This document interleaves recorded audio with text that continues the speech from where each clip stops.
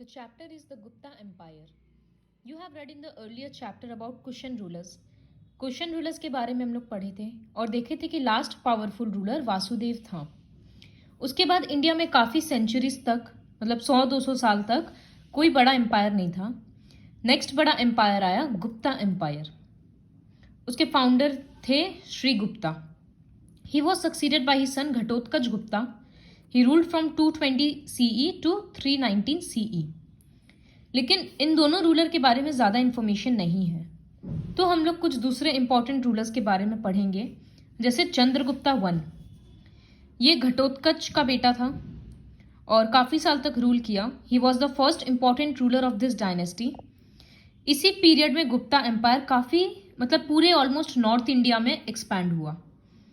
He assume the title of महाराजा धीरज, मतलब इसको महाराजा धीरज का टाइटल मिला। फिर समुद्रगुप्ता, वो चंद्रगुप्ता वन का बेटा था, तो इसके बाद ये आया। समुद्रगुप्ता के पीरियड का इंफॉर्मेशन 3 चीज से मिलता है: inscription on Ashoka's pillar at Allahabad, Eran edict and coins of Samudragupta. ये 3 सोर्सेज ऑफ इंफॉर्मेशन है। समुद्रगुप्ता का लॉन्ग मिलिट्री कैंपेन्स के लिए वो जाना जाता है, मतलब दूर दूर जाकर वो अपना किंगडम को एस्टैब्लिश कर रहा था। So, Samudragupta was known for his long military campaigns to north, east and south of India, which established his sovereignty but not his direct rule.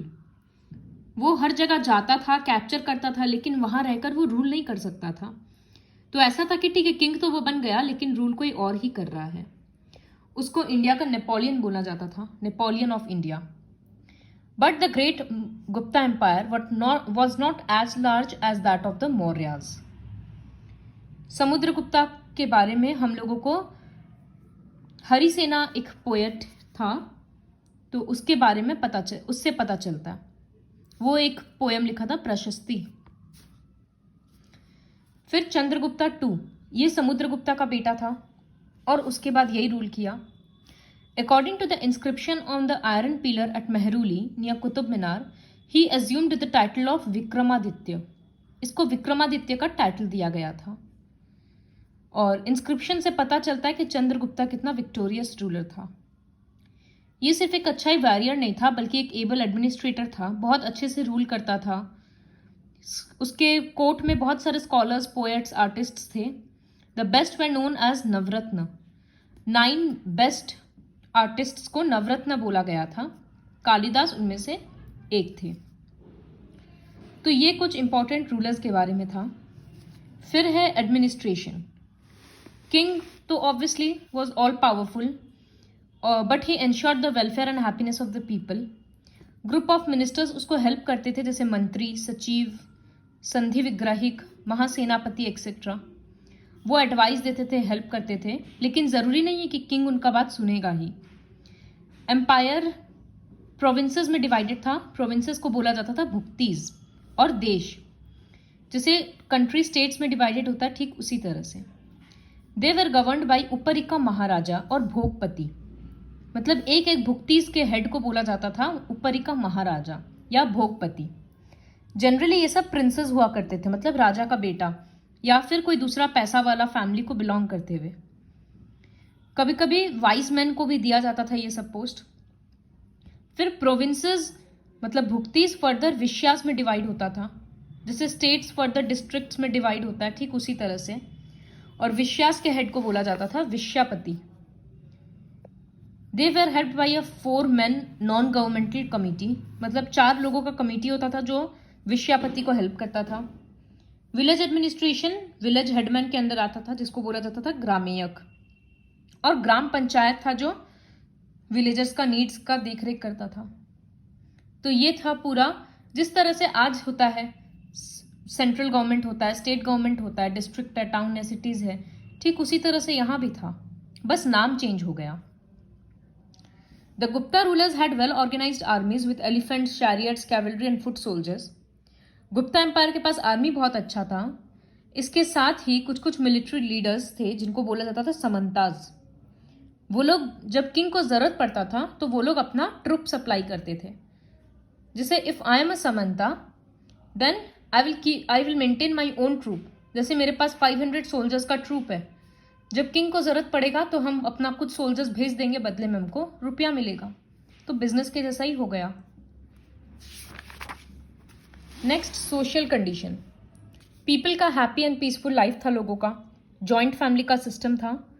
Women का कंडीशन बैड नहीं, बुरा नहीं था, लेकिन बाद में वो खराब होते गया। चाइल्ड मैरिज भी शुरू हो गया। एडुकेशन सिर्फ अपर क्लास फैमिलीज के लिए था।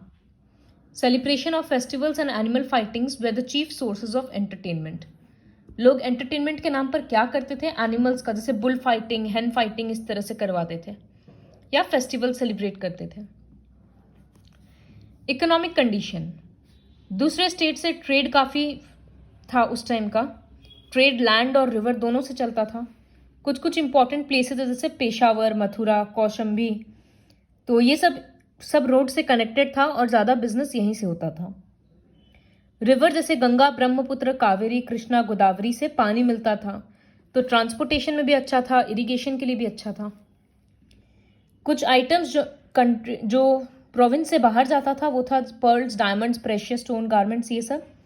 और कुछ कुछ गुप्ता एम्पायर में मंगवाया जाता था, जैसे gold, silver, tin, horses etcetera, बाहर की कंट्रीज से, जैसे ब्रह्मदेश मतलब म्यांमार, जावा, सुमात्रा, बाली, ये सब।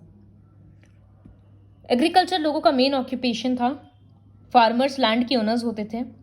इरिगेशन के लिए काफ़ी फैसिलिटीज था, जैसे वेल्स, टैंक्स, कैनल्स, ये सब। मेन क्रॉप जो ग्रो कराया जाता था वो वीट, राइस, पल्सेस, बार्ली, ये सब। और किंग के लिए सोर्स ऑफ इनकम टैक्सेशन रहता था, मतलब टैक्स कलेक्ट करते थे। Next, religion. ज़्यादातर इस टाइम पे लोग वैष्णविज्म या शैविज्म फॉलो करते थे। बुद्धिज्म और जैनिज्म के भी कुछ कुछ फॉलोअर्स थे। और रिलीजन के नाम पर कोई लड़ाई झगड़ा नहीं होता था, सब पीसफुली रहता था, हार्मोनियसली रहता था। सन गॉड को बहुत लोग वर्शिप करते थे, तो सन टेम्पल्स भी बहुत था। किंग बहुत रुपया देता था और डोनेशन देता था रिलीजन के नाम पे, और सारे रिलीजन्स को बराबर देता था। ऐसा नहीं है कि शैविज्म में ज़्यादा दे रहा है या वैष्णविज्म में ज़्यादा दे रहा है। It was a period of revival of Hinduism and Sanskrit language. Hinduism लोग फिर से मानने लग गए और संस्कृत लैंग्वेज वापस से कॉमन होने लगा। तो ये दो बहुत बड़ा अचीवमेंट था उस पीरियड का। फिर art and architecture. The art and architecture during the Gupta period was highly developed in all it's branches. मतलब कोई भी आर्ट एंड आर्किटेक्चर का फील्ड हो, जैसे sculpture, painting, temple building, metallurgy. Metallurgy मतलब मेटल का साइंस होता है, किस तरह से पत्थर से मेटल निकाला जाए। म्यूजिक, हर चीज़ डेवलप था। During this period we find the beginning of temple building. Initially शुरू में एक एक रूम का मंदिर होता था, लेकिन बाद में ये सब चीज़ चेंज होते गया। मंदिर का साइज वगैरह बढ़ता गया, और a small one-roomed temple can be seen near Sanchi, Bhitargaon and Deoghar. Temples में सुंदर सुंदर स्कल्पचर्स वगैरह होता था। अजंता एंड इलोरा केव्स का तो नाम सुना हुआ ही होगा। इसमें बहुत सुंदर सुंदर पेंटिंग्स है, इस तरह से स्टोन कट मार्बल्स का वर्क किया हुआ है। काफ़ी सारे इमेजेस कृष्ण लीला से रिलेटेड है। उसमें नहीं, दूसरे में। Krishna Leela has been found in Rajshahi districts of Bengal. A large image of Varaha of 4th century, images of Mahavir Swami, Gautam Buddha, ये सब चीज़ भी काफ़ी देखने को मिलता था। The most significant feature of this period was sculpture, is that they are totally free from foreign impact. ये सब में foreign influence बिल्कुल नहीं था, सब कुछ local था। डिज़ाइन, कंस्ट्रक्शन, सब कुछ। Language and literature. Gupta period को गोल्डन पीरियड बोला जाता है संस्कृत लैंग्वेज के लिए। कालिदास चंद्रगुप्ता II के कोर्ट का एक पोएट था, वो 9 जेम्स में से एक था।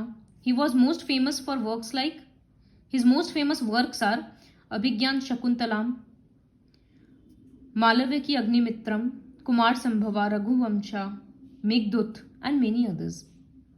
भाषा wrote 17 plays during this period. Vishakha Datta Mudrarakshasa play is also well known. तो कितने सारे पोएट का कितना सारा प्लेज है जो काफ़ी फेमस हुआ। इससे समझ में आता है कि काफ़ी अच्छा पीरियड रहा गुप्ता एम्पायर का। Poet Harisena praised the conquests of Samudragupta. Allahabad Prashasti Pandit Vishnu Sharma's work Panchatantra is a famous collection of tales with moral teachings. Vishnu Sharma का पंचतंत्र कितना फेमस है। तो इस पीरियड में लिटरेचर काफी फेमस हुआ। इनफैक्ट लिटरेचर पाली लैंग्वेज, संस्कृत लैंग्वेज और Tamil language में भी काफी डेवलप हुआ। रामायण और महाभारत को तमिल में भी ट्रांसलेट किया गया। Science and technology, the contribution of Gupta period in the field of science and technology has been no less. Astronomy, astrology, mathematics, medicine, chemistry, हर फील्ड में गुप्ता पीरियड कंट्रीब्यूट किया है। आर्यभट्टा जो इतना फेमस मैथमेटिशियन है वो इसी पीरियड का है। वही प्रूव किया था कि अर्थ सन के आर पार घूमता है और सन नहीं घूमता है। वो मैथ्स के ऊपर एक बुक लिखा था आर्यभट्टियम।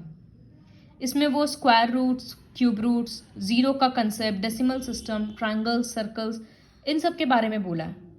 और इन सब से ही इक्लिप्सेस, ग्रहण को भी प्रेडिक्ट किया जा सकता था उस टाइम पे भी। तो कितना ज़्यादा कंट्रीब्यूशन हुआ।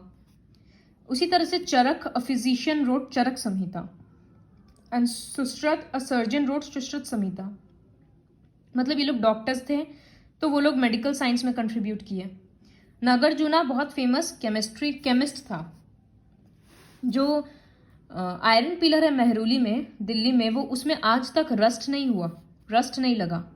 तो इससे समझ में आता है कि उस टाइम पे भी लोगों को अलॉय का कंसेप्ट पता था कि आयरन में कुछ कुछ मिलाने से उसमें रस्ट नहीं लगता है। तो आयरन टेक्नोलॉजी भी कितना एडवांस था उस पीरियड का। तो इन सब के रीजंस, इन सारे रीजंस के कारण गुप्ता पीरियड को गोल्डन एज बोला जाता है। ये क्वेश्चन आता है, why is Gupta period known as golden age of ancient India? क्योंकि पॉलिटिकल यूनिटी था, लड़ाई झगड़ा कम था, लोगों में पीस था, रिलीजन पीसफुल था, आर्ट, लिटरेचर, साइंस सब कुछ डेवलप किया। हिंदुइज्म और संस्कृत रिलीजन रिवाइव किया। एडमिनिस्ट्रेशन आइडियल था और सब्जेक्ट्स मतलब लोग भी खुश थे। Brahmin scholars, saints and women's were respected in the society. कितने सारे फेमस स्कॉलर्स जैसे नागार्जुना, आर्यभट्टा उस टाइम के थे। स्टूडेंट्स बाहर से पढ़ने आते थे नालंदा, कनौज, तक्षशिला, उज्जैन, ये सब यूनिवर्सिटीज़ में। गुप्ता पीरियड में एग्रीकल्चर, इंडस्ट्री, ट्रेड सब कुछ अच्छा था। कॉइन्स सिल्वर और गोल्ड का बना होता था। तो सब कुछ अच्छा था। इसी वजह से गुप्ता पीरियड को golden age of ancient India बोला जाता है। This is all about Gupta empire.